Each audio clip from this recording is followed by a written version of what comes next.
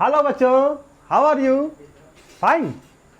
हाँ तो बच्चों, आज हम लोग पढ़ने जा रहे हैं electric field due to dipole on equatorial axis. इसका हम लोग डेरिवेशन करेंगे। That is very important derivation. In my last video we have derived the formula of electric field due to dipole on axial axis, and the formula was that is E axial is equals to that is 2kp by r cube and r unit vector, और 2kp by r cube p unit vector। p क्या था? along the direction of dipole moment। तो let us start। that is electric field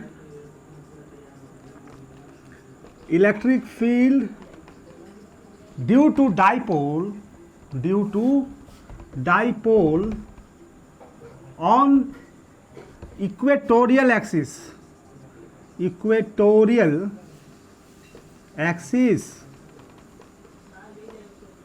electric field due to dipole on equatorial axis. तो बच्चों, जैसा कि मैं already आपको बता चुका हूं कि ये डाइपोल है, -q + q ये डाइपोल है, right. This is the dipole. Axial axis मतलब अलोंग द लाइन। ये डाइपोल मोमेंट की वेक्टर है। It is direction is from negative to positive. ये सेंटर है। टोटल डिस्टेंस 2a है। यहाँ से यहाँ की दूरी a है, right. This is a like this, okay. और इक्वेटोरियल एक्सिस मतलब ये परपेंडिकुलर एक्सिस को कहते हैं इक्वेटोरियल एक्सिस। तो इस इक्वेटोरियल एक्सिस में हमको इलेक्ट्रिक फील्ड निकालना है। तो मान लेते हैं एक पॉइंट यहाँ पे हमने मान लिया, सपोज मान लेते हैं P, और P की डिस्टेंस सेंटर से O से मान लेते हैं कि ये डिस्टेंस R है, लाइक दैट। क्लियर? तो we have to find the electric field on P by this dipole. तो हम इसको ऐसे लिखेंगे, consider a dipole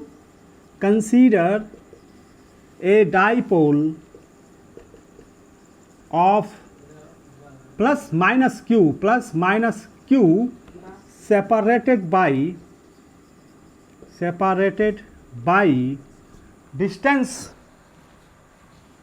separated by distance 2a। let p is a point on equatorial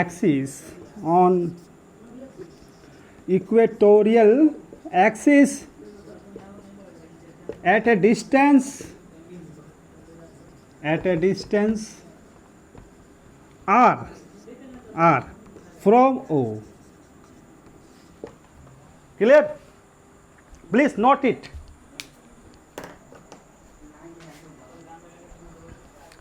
now बच्चों, electric field at P by +q। तो जैसा कि ये +q है, तो यहाँ पे जो इलेक्ट्रिक फील्ड होगा इसकी डायरेक्शन क्या होगी? अवे फ्रॉम द चार्ज, इस तरह से होगी। Clear? Electric field at P by -q, यहाँ पे जो इलेक्ट्रिक फील्ड होगा इसके द्वारा इसकी डायरेक्शन टुवार्ड्स द चार्ज होगी। Clear? So electric field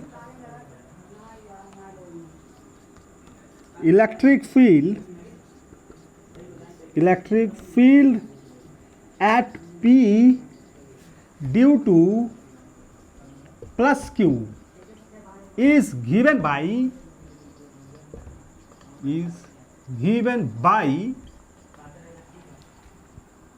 E + q। ऐसा लिखते हैं बच्चों, like that. So that is 1/4πε0 q by distance. कौन सी डिस्टेंस? यहाँ से यहाँ पे इलेक्ट्रिक फील्ड, तो ये वाली डिस्टेंस, राइट।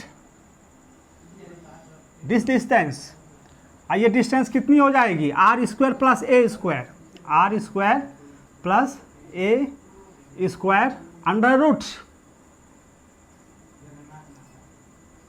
अंडर रूट, और इसकी इलेक्ट्रिक फील्ड की डायरेक्शन हो जाएगी लाइक दिस। ये electric field due to +q। Any problem बच्चों? वंस अगेन यहाँ पे जो इलेक्ट्रिक फील्ड होगी इसके द्वारा इसकी मैग्नीट्यूड होगी के क्यू बाई आर स्क्वायर। तो K means 1/4 pi epsilon naught, Q मतलब दिस क्यू, आर स्क्वायर मतलब ये डिस्टेंस। तो अगर हम इसका स्क्वायर करेंगे तो ये आ जाएगी R square plus A square, that is this one. भाई इसका स्क्वायर करेंगे ना, ये डिस्टेंस इसका स्क्वायर करेंगे तो स्क्वायर और ये अंडर रूट कैंसिल हो जाएगी, तो हमको केवल आर स्क्वायर प्लस ए स्क्वायर मिलेगी। और डायरेक्शन क्या होगी, direction away from the charge, away from the charge, away from the charge, समझ गए? Like this. आप कोई नाम भी दे सकते हैं, मान लीजिए बी पी है ना, तो that is along B P, आप ऐसा भी लिख सकते हैं। ओके, नोट इट डाउन बच्चों। अब मैं इसको मिटा रहा हूं।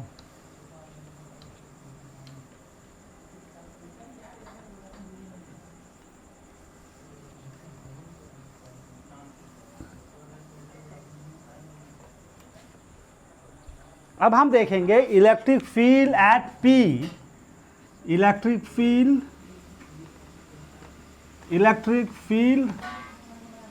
at P due to minus Q charge, clear? So KQ by R square,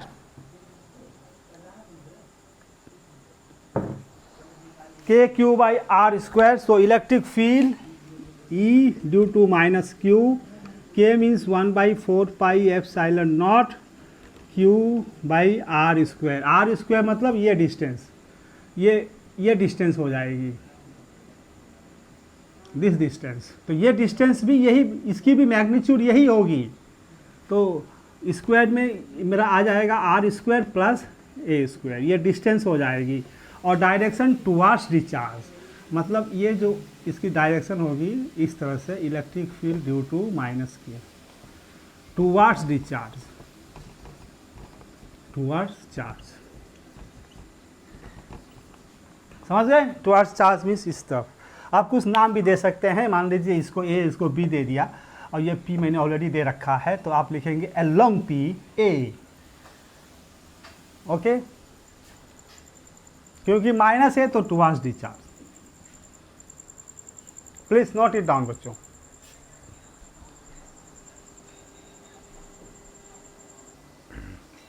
हाँ, तो बच्चों आप ध्यान से देखिए कि दोनों इलेक्ट्रिक फील्ड की मैग्नीट्यूड सेम है।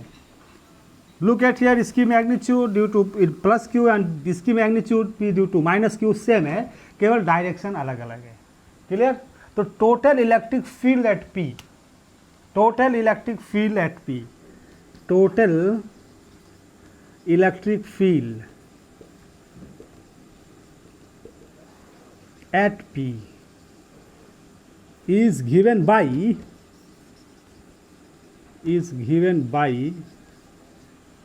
राइट। कैसे देंगे टोटल इलेक्ट्रिक फील्ड? तो बच्चों यहाँ हम वेक्टर का रिजोल्यूशन आइडिया कंसीडर करेंगे, रिजोल्यूशन आइडिया। मैं इसको मिटा रहा हूँ, जो आप क्लास 11th में पढ़े थे प्रोजेक्टाइल मोशन में। जो लोग नहीं देखे हैं मेरा वीडियो, उसको like and share and subscribe करेंगे, राइट। तो हमने ये पढ़ा था कि कोई अगर वेक्टर है लाइक दिस, आपको याद होगा ये एक्स एक्सिस, ये वाई एक्सिस, तब दिस इज ए वेक्टर है। हम उसी वेलोसिटी का ले लेते हैं, ये है, अगर ये थीटा है तो इस वेलोसिटी वेक्टर का जो कंपोनेंट अलोंग एक्स होगा v cos theta, and velocity vector का कंपोनेंट अलोंग y जो होगा v sin theta. That we have already studied in resolution of vector. Please subscribe my channel so that you can get its video link. तो बच्चों यहाँ भी हम इसी का हेल्प लेंगे, राइट। अब ये जो आप वेक्टर देख रहे हैं, ये इलेक्ट्रिक फील्ड वेक्टर है, इसके दो कंपोनेंट हम बनाएंगे। एक कंपोनेंट हो जाएगा वर्टिकल कंपोनेंट, एक कंपोनेंट हो जाएगा हॉरिजॉन्टल कंपोनेंट, राइट। जो वर्टिकल कंपोनेंट होगा that is your cos theta. अगर हम यहाँ से एक टू पैरेलल लाइन बना लेते हैं like this, suppose right okay. तो बच्चों ये एंगल और ये एंगल सेम होंगे, this angle and this angle will be same, clear. तो इसका जो एक कंपोनेंट बनेगा वर्टिकल कंपोनेंट, दैट इज़ मैं यहाँ पे बना रहा हूँ, ये वर्टिकल कंपोनेंट मैं यहाँ पे लिख रहा हूँ, that is E plus Q, हाँ डी टू प्लस क्यू, ये हो जाएगा साइन थीटा, और यहाँ पे आपका आ जाएगा E that is plus Q cos theta, clear. मैं यहाँ लिख दे रहा हूँ that is E plus Q cos theta. ठीक इसी तरह से बच्चों जब इस वेक्टर को, ये भी तो इलेक्ट्रिक फील्ड का वेक्टर है, इसको भी हम अगर रिजोल्यूशन करेंगे तो इसका जो वर्टिकल कंपोनेंट आएगा ये नीचे की तरफ आएगा E minus Q sine theta, right. और यहाँ जो हॉरिजॉन्टल कंपोनेंट आएगा E minus Q cos theta. तो यहाँ पे एक और कंपोनेंट आएगा plus electric field due to minus Q cos theta, right. और दो इसका जो वर्टिकल कंपोनेंट होगा E minus Q sine theta. अब चूंकि दोनों का मैग्नीट्यूड सेम है तो ये कैंसिल हो जाएगा, तो हम ऐसा लिखेंगे द वर्टिकल कंपोनेंट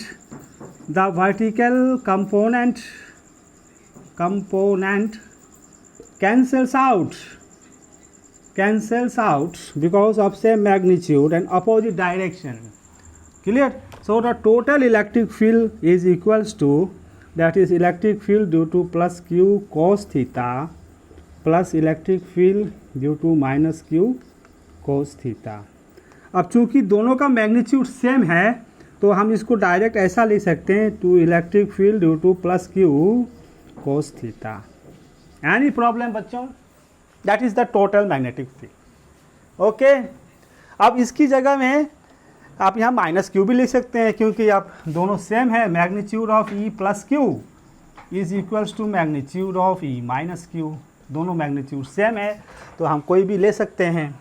अब इसकी जगह पे इस वैल्यू को लिख देंगे 1/4 pi epsilon naught Q by R square plus A square, इसको लिख देंगे, राइट। कोस थीटा इस फिगर से निकाल लेंगे, that is cos theta curly brown hair base by hypotenuse. तो इसका बेस क्या हो जाएगा, इस ट्राइंगल को हम देखेंगे, ये थीटा है, ये भी थीटा होगा, राइट। तो दैट इज ये हो जाएगा बेस और हाइपोटेन्यूज ये हो जाएगा। तो कोस थीटा की जगह हम लिखेंगे base by hypotenuse, A by under root R square plus A square, right. अब डायरेक्शन की बात करेंगे तो बच्चों जो रिजल्टेंट इलेक्ट्रिक फील्ड हमको पी में मिलेगा along this direction, opposite to dipole moment, opposite to dipole moment. तो हम यहाँ लिख सकते हैं directly that is minus P cap, minus कहाँ से आ गया, बिकॉज ऑफ दिस, यहाँ पे इलेक्ट्रिक फील्ड जो है इसके जस्ट अपोजिट है, क्योंकि इसका डायरेक्शन नेगेटिव टू पॉजिटिव होता है और इसका डायरेक्शन हमको यहाँ मिला along this axis, negative axis. तो हम डिस्टेंस को, यूनिट वेक्टर को हम ऐसा ले लेंगे minus P cap, minus P cap. Any problem? Now let us put the value put करते हैं हम लोग। मैं इसको मिटा रहा हूँ, यस। तो टोटल इलेक्ट्रिक फील्ड या net electric field is equals to minus, मैंने आगे लिख दिया -2 लिख दिया, ई प्लस क्यू की मैग्नीट्यूड क्या थी 1/4 pi epsilon naught, right, Q by R square plus A square, ये इसकी मैग्नीट्यूड थी। एंड कोस थीटा की वैल्यू मैंने बताया बेस बाय हाइपोटेन्यूज, बेस मतलब ए हो गया, हाइपोटेन्यूज मतलब ये हो गया under root R square plus ए स्क्वायर, क्लियर। और वेक्टर मेरा P cap, that is P unit cap, ये हो गया रिजल्टेंट इलेक्ट्रिक फील्ड। इसको सिंप्लीफाई कर लेते हैं तो ई इक्वल्स टू -2, ओके, -2, देखो 2QA क्या होता है, डायपोल मोमेंट ही तो होता है, 2QA डायपोल मोमेंट होता है। तो हम डायरेक्ट यहाँ पे ऐसा लिख सकते हैं माइनस पी मतलब dipole moment, charge into distance, dipole moment by 4 pi epsilon not. बच्चों इसकी पावर 1 है और इसकी पावर अंडर रूट है, मीन्स हाफ है, तो 1 प्लस हाफ कितना हो जाता है, 3/2 हो जाता है। तो यहाँ लिखेंगे r square plus A square power whole 3/2 and unit vector लिखेंगे P cap. Please note it down बच्चों, very important formula.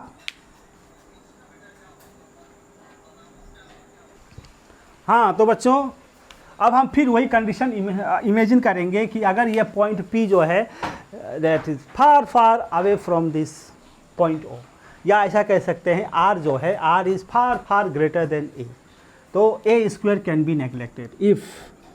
If R is far far greater than A, then A square can be neglected.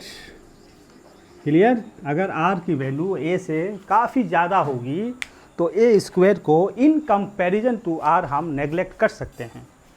Okay, मैं इसको मिटा रहा हूँ, इसको भी मिटा देता हूँ। यस, नाउ बच्चों, तो जब हम ये कंडीशन लगाएंगे तो net electric field E equals to minus 1/4πε0 that is K होता है, तो माइनस K P मतलब डाइपोल मोमेंट बाई, ये तो मैंने हटा दिया, ये A स्क्वायर को नेग्लेक्ट कर देंगे तो यहाँ केवल R स्क्वायर बचेगा, 2 कैंसिल हो जाएगा तो R क्यूब बचेगा, और यहाँ पे P cap. This is the electric field on equatorial axis. Electric field on equatorial axis, तो इसमें माइनस साइन आया, माइनस मतलब anti parallel to dipole moment, anti parallel, minus it indicates anti-parallel or opposite anti-parallel to dipole moment P, जबकि axial में हमने देखा था plus आया था और that is parallel to dipole moment. Clear? और एक डिफरेंस थी कि उसमें 2 भी आया था, 2kp/r³ था एंड P कैप। इसी तरह से इसमें आया -kp/r³ P कैप। क्लियर? तो what is the relation between electric field due to axial and electric field due to equatorial? तो electric field on axial axis is 2 times greater than electric field on the your equatorial axis. Axial axis में जो electric field होती है वो इससे equatorial axis से 2 गुना ज़्यादा होती है। तो हम डायरेक्ट फार्मूला को लिख सकते हैं, that is E axial is equals to 2 times of E equatorial.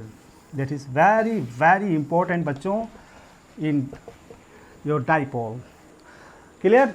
तो एग्ज़ाम में जो क्वेश्चंस आते हैं आपको एक्सियल का दिया रहेगा, कहेगा इक्वेटोरियल का निकालिए, इसका दिया रहेगा, कहेगा इसको निकालिए, और ये जो डेरिवेशन है बच्चों ये 5 मार्क्स का आता है, राइट? इसके साथ कुछ और सब असिस्टेंस क्वेश्चंस रहते हैं, what is dipole moment, clear? Derive the formula of electric field due to dipole on equatorial axis, 5 marks, बस 1 मार्क्स का कोई न्यूमेरिकल्स दे देता है, राइट? तो बच्चों इसको आप अच्छी तरह से प्रैक्टिस कर लेंगे, please note it down. Yes बच्चों, let us do some numericals, very important numericals. देखिएगा क्वेश्चन में क्या कह रहा है, charges of +1.2 × 10⁻⁻8 coulomb and -1.6 × 10⁻⁻8 coulomb are placed at 2 points A and B respectively, distant 5 cm from each other। A और B में 2 charge रखा हुआ है, दोनों के बीच में डिस्टेंस 5 सेंटीमीटर है। आपको इलेक्ट्रिक फील्ड निकालना है एट पॉइंट C, जिसकी जो distance 3 centimetre from A and 4 centimetre from B, right? मैंने डिस्टेंस अब दे दिया है। इस क्वेश्चन को ध्यान से समझिए और करिए, वीडियो पॉज करके इसको आप करिए। हाँ तो बच्चों ऐसे क्वेश्चन में पहले आप फिगर बना लीजिए, राइट? तो जैसे मैंने यहाँ बनाया है, ए बी मेरा 2 पॉइंट है, दोनों के बीच में डिस्टेंस 5 सेंटीमीटर है। ए पे +1.2 × 10⁻8 कूलम है, बी पे -1.6 × -8 कूलम है। ये मेरा पॉइंट सी है, सी की डिस्टेंस ए से 3 सेंटीमीटर, सी की डिस्टेंस बी से 4 सेंटीमीटर। तो बच्चों यहाँ पे जो इलेक्ट्रिक फील्ड होगा इसके द्वारा वो अवे फ्रॉम द चार्ज होगा, तो मान लेते हैं E1, और यहाँ पे जो इलेक्ट्रिक फील्ड होगा इसके द्वारा वो टुवार्ड्स द चार्ज होगा E2। अब दोनों का जो रिजल्टेंट वेक्टर आएगा that is this one, that is हमने ऑलरेडी पढ़ चुका है, parallelogram law of vector addition in my video. मेरे यूट्यूब चैनल में ये मैंने वीडियो डाल रखा है, आप उसको सब्सक्राइब करें और देखें। तो जब दो वेक्टर इस तरह से होते हैं तो हम लॉ ऑफ पैरेललोग्राम लगाते हैं और ये कहता है कि जो डायगोनल होगा दैट इज़ द रिजल्टेंट, और इसकी फार्मूला क्या होगी, that is √p² + q² + 2pq cos theta, right. The resultant of two vector according to parallelogram law of vector addition is, अगर p और q दो वेक्टर है तो उसका रिजल्टेंट आता है √p² + q² + 2pq cos theta. तो यहाँ पे जो रिजल्टेंट आएगा बच्चों मेरा e1² + e2² + 2e1e2 cos theta, right. Now बच्चों आप ध्यान से देखेंगे इस फिगर में, तो this angle is 90 degree, this angle is 90 degree, दोनों के बीच में एंगल 90 है, e1 एंड e2 के बीच में, तो cos 90 0 हो जाएगा। इसका मतलब e का जो वैल्यू आएगा that is √e1² + e2², right. Okay, now let us find out e1 and e2। तो बच्चों जब हम e1 निकालेंगे दैट इज़ आंसर, e1 जब निकालेंगे e1 = kq/r², तो k मेरा कितना है 9 × 10⁻⁹ 1/4πε की वैल्यू ये होती है। q कितना है 1.2 × 10⁻⁻8 कूलम। r कितना है 3 सेंटीमीटर, तो 3 × 10⁻⁻2 मीटर इसका होल स्क्वायर कर लेंगे। और away from the charge, that is away, हम लिख देते हैं away from the charge, right. यह आएगा बच्चों, सॉल्व करिए।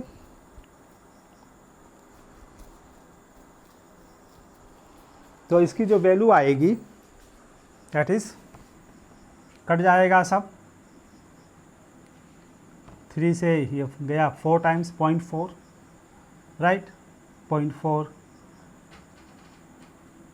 9 है ये, एक 3 बचेगा, तो 3 × 3 9, तो 3 × 0.4 1.2, right, like this you have to do the calculation, so that is, समझ गए। देखिए 3² होगा ये, तो एक 3 से इसको काटेंगे तो 0.4 आ जाएगा, एक 3 से इसको काट देंगे 3 आ जाएगा, तो 3 × 0.4 1.2 1.2, राइट। और ये -8 है यहाँ पे, ये -4 हो जाएगा, तो -4 ऊपर जाएगा तो +4 हो जाएगा, तो -8 + 4 -4, 9 - 4 10⁵ न्यूटन पर कूलम, डायरेक्शन अवे। तो ये हो जाएगी e1 की वैल्यू। सिमिलरली आप e2 की वैल्यू निकालिए, e2 = that is 9 × 10⁹ into charge मेरा ये है 1.6 × 10⁻⁻8/r², r मेरा 4 है, तो 4 × 10⁻⁻2 का whole square towards the charge. Clear. तो इसको आप डू इट करिए, इसको मैं तब तो मिटा देता हूँ इसको।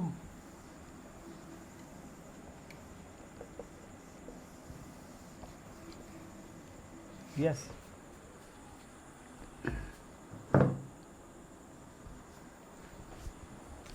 तो कितना आएगा बच्चों, ये 4 से ये कट गया 0.4, एक और 4 है, राइट, एक 2 4 है ना इसमें, 4 × स्क्वायर है, तो एक 4 से ये 0.4 कट गया, एक 4 बच गया नीचे, राइट। तो 0.4 देखो, 0.4 × 9 कितना हो गया 3.6, 3.6 को 4 से डिवाइड कर देंगे तो कितना आएगा 0.9। तो e2 की जो वैल्यू आएगी दैट इज़ 0.9 × 10⁻⁻4 -8, -4 ऊपर गया +4 +4 -8 -4 9 - 4 5 न्यूटन पर coulomb, that is towards the charge. मैं टुवार्ड्स लिख देता हूँ। Clear, clear. नाउ रिजल्टेंट हम डायरेक्ट ये फार्मूला यूज़ कर लेंगे, रिजल्टेंट वेक्टर। और आप इसको उस रिजोल्यूशन आइडिया से भी कर सकते हैं, रिजोल्यूशन आइडिया से भी कर सकते हैं, that is e sin theta, e1 sin theta, e2 sin theta cancel हो जाएगा, e1 cos theta, e2 cos theta, उसको भी आप that is 2e cos theta, cos theta का आप यहाँ से निकाल लेंगे and then you can put it here, right. तो यहाँ हमने ये डायरेक्ट फार्मूला यूज़ कर दिया, that is your resultant formula of two vectors. तो that is resultant field E जो आएगी that is your √e1² + e2², clear. तो E1 स्क्वायर मेरा ये है, ये this is E1 and this is E2। Square करिए और अंडर रूट निकालिए फटाफट।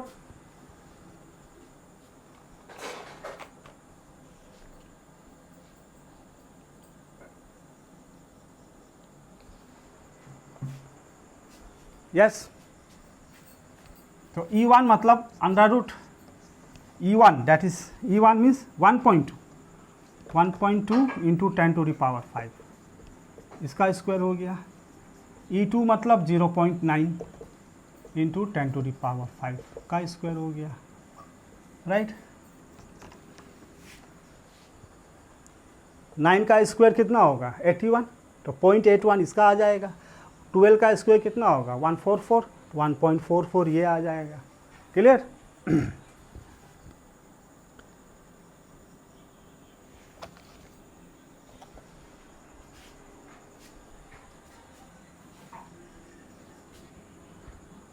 क्लियर, स्क्वायर करिए। 12 का स्क्वायर कितना हो जाएगा 144, 9 का स्क्वायर कितना हो जाएगा 81, 144 प्लस 81, 144 प्लस 81, 5, 12, 2, 5 आएगा। अब पॉइंट को लगा दीजिए, 225 का अंडर रूट कितना होता है 15, राइट। 2 के आगे पॉइंट आ जाएगा, 2 के आगे पॉइंट आ जाएगा, तो इसका अंडर रूट लेंगे तो 1.5 आ जाएगा। तो that is 1.5 into 10 to the power, 10 to the power, यहाँ 5 इंटू 2 10 है, 5 इंटू 2 10 है, राइट। तो 10 का फिर ये अंडर रूट लेंगे तो 10 इंटू 1/2 दैट इज़ 5 न्यूटन पर coulomb. This is the resultant. बच्चों देखिए न्यूमेरिकल्स बहुत आसान होता है, राइट। तो मैं यहाँ एक्सप्लेन कर रहा हूँ ताकि जो स्टूडेंट बायो के हैं उनको भी समझ में आ जाए, right. Okay, please do it. Okay बच्चों, तो this is the resultant electric field at C by this 2 charge. अब क्वेश्चन आता है कि इसकी डायरेक्शन क्या होगी, व्हाट इज इट्स डायरेक्शन। तो अगर हम E1 resultant electric field E1 के साथ थीटा मान लेते हैं, राइट, तो डायरेक्शन कैसे निकालेंगे। तो डायरेक्शन निकालने के लिए हम क्या फार्मूला यूज़ करते हैं, दैट इज डायरेक्शन निकालने के लिए हम जो फार्मूला यूज़ करते हैं ये हमने रिजोल्यूशन में सीखा था क्लास 11 में। You can subscribe my that video. तो डायरेक्शन हम टेन थीटा से निकालते हैं, tan theta equals to y/x होता है, ये फार्मूला हमने यूज़ किए थे। तो दैट इज़ टेन थीटा, मान लेते हैं थीटा जो है वो एंगल बना रहा है रिजल्टेंट विद इलेक्ट्रिक फील्ड के साथ, राइट। तो ये मेरा पैरेललोग्राम हो गया, राइट। ये मेरा दैट इज़ ये E1 हो गया, तो मतलब ये भी मेरा E1 हो जाएगा, ये E1 हो जाएगा, और ये E2 था तो ये भी मेरा E2 हो जाएगा। तो ये आपका 90 डिग्री है, राइट। ये आपका थीटा है, tan theta turns permanently black, यानी कि बेस बाई हाइपोटेन्यूस, क्लियर। तो दैट इज़ ये आपका 90 है, तो this is base and turns permanently black, turns permanently perpendicular by base, तो दैट इज़ ये 90 है, राइट। तो परपेंडिकुलर ये हो गया और बेस ये हो गया। वंस अगेन ध्यान से सुनेंगे। मान लेते हैं डायरेक्शन निकालने के लिए हम मान लेते हैं कि जो रिजल्टेंट वेक्टर है वो E1 के साथ थीटा एंगल बना रहा है। आप इसके साथ भी मान सकते हैं E2 के साथ। तो मान लीजिए हम माने कि जो रिजल्टेंट है E1 के साथ थीटा एंगल बना रहा है, राइट। तो हमने ये पैरेललोग्राम कंप्लीट कर दिया। कंप्लीट करने के बाद जैसे ये E1 है तो इसका पैरेलल ये E1 हो गया, ये E2 है तो इसका पैरेलल ये हो गया। अब इसमें हम कोई भी ट्रायंगल ले लेंगे, तो मान लीजिए हम ये ट्रायंगल लेते हैं तो ये एंगल 90 हो गया, this angle is 90, this angle is 90, ये एंगल मेरा 90 है बच्चों। तो that is turns permanently black, perpendicular by base. तो परपेंडिकुलर मेरा ये हो गया E2 हो गया, बेस मेरा E1 हो गया। तो that is perpendicular by base. तो हम यहाँ ऐसा लिखते हैं, दैट इज़ परपेंडिकुलर मतलब E2 बाई E1, बेस मतलब दिस वन। तो E2 की वैल्यू हम पुट कर देंगे। E2 ये मेरा E2 था, तो E2 मतलब इतना होता है 0.9 into 10 to the power 5। E1 मेरा 1.2 इंटू 10 टू द पावर 5। तो यहाँ से इसको हम सॉल्व कर लेंगे, कैंसिल हो जाएगा, ये 10 से मल्टीप्लाई कर देंगे तो 9/12 हो जाएगा, काट देंगे, 3 3 जा 9, 3 4 जा 12, तो 3/4 हो जाएगा। 3/4 का मतलब 0.75 हो जाएगा। तो tan theta equals to 0.75, therefore theta equals to tangent inverse 0.75, right. तो that is the direction of resultant vector with E1, direction of resultant vector with E1 हमको वो मेंशन करना पड़ेगा। और E2 के निकालने के साथ हम उसको 90 से माइनस कर देंगे और इसकी वैल्यू हम टेंजेंट टेबल से देख लेंगे। टेंजेंट आपने देखा होगा, logarithm table, anti logarithm table, sine table, cosine table, tangent table, ये इसकी एक अलग किताब ही मिलती है या बुक्स के पीछे दिया रहता है। तो हम टेंजेंट टेबल में जाएंगे और खोजेंगे कि 0.75 कहाँ पे है, तो वहाँ से हमको डिग्री मिल जाएगा। क्लियर। तो अगर हम टेबल से देखते हैं तो इसकी वैल्यू आती है 36.85 डिग्री, 36.85 डिग्री। एग्ज़ाम में अगर आप इतना भी लिख देते हैं you will get full marks, कोई आपका मार्क्स नहीं काटेगा। लेकिन बेटर होगा अगर आपके पास कुछ आप टेबल मांग सकते हैं, मांग के आप थोड़ी सी और मेहनत कर लें तो आपको एग्जैक्ट फिगर मिल जाएगा कि जो रिजल्टेंट वेक्टर है वो E1 के साथ इतना डिग्री पे है। तो स्वाभाविक है कि जो अदर वेक्टर होगा 90 माइनस दिस होगा। तो बच्चों ये वेरी इंपॉर्टेंट क्वेश्चन था, थोड़ा सा ट्विस्टिंग था, डायरेक्ट फार्मूला बेस नहीं था। तो बोर्ड एग्जाम में इसी तरह से क्वेश्चन आते हैं, थोड़ा सा ट्विस्ट कर देते हैं ताकि they want to see the application understanding of the topic to the students. तो आपको घबराने की कोई बात नहीं है, आप और प्रैक्टिस कर लेंगे लाइक दिस। तो बच्चों आई होप आपको समझ में आया होगा। Please share, subscribe and like my videos. आप पढ़ते रहिए, खुश रहिए और कोरोना से बच के रहिए। Thank you.